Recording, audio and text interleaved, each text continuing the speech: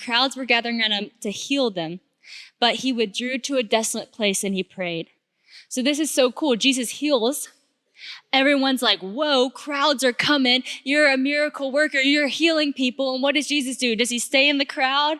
Does he keep here? Does he take the moment of fame? No, he withdraws himself to a secret place and he prays. I don't know what he was praying, but I know he got away from the crowd and he prayed. Then in Luke 10:21, guess what happens? After a ministry moment, it's amazing. This is after Jesus sent out the 12 disciples.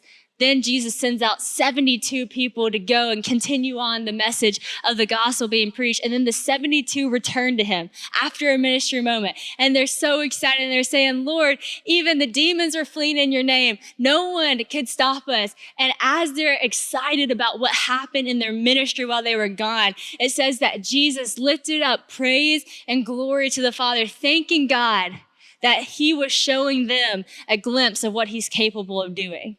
So in two ways, Jesus prayed after ministry moments. One was to get away from the crowd and to make sure that he re-centered himself with God.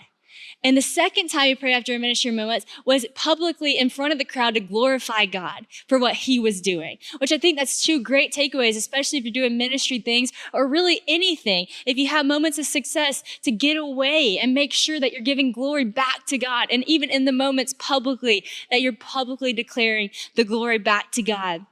The next one we're going to go to is Luke 6:12. And this is when Jesus was praying before a big decision. Some of you might have big decisions coming up. And you need to know how to pray for that. Well, let me show you what Jesus did. This is so cool to me.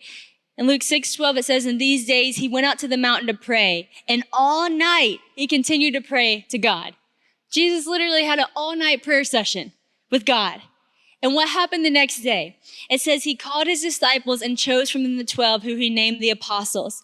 And it goes and it names the 12 apostles. So before he chose the 12 people that were going to be the ones sent out to get the message of himself out, he spent all night praying over who those people would be.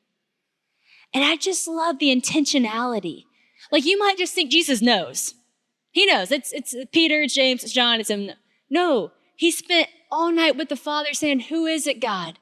Who do you want me to choose? Is this the right thing? How do I go about this? Then he chooses the 12 and then preaches the greatest sermon of all time, the Sermon on the Mount. So this is where we get the verses of like, you are the light of the world.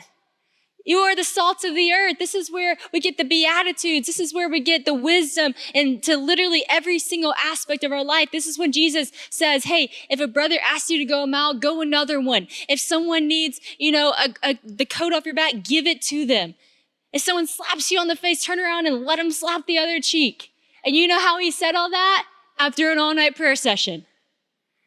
Because that's the kind of thing that God was speaking to him, I believe, in that night, that the next morning when he woke up, he said, here's the people that's going to do it. This is what we're going to do. This is how we're going to do it. And this is the gospel that I came to preach. I'm not preaching the same thing you've heard. This is an upside down kingdom. And this is what the kingdom of God is all about. How did he know what the kingdom of God is all about, besides the fact that he is God? That he spent all night with God.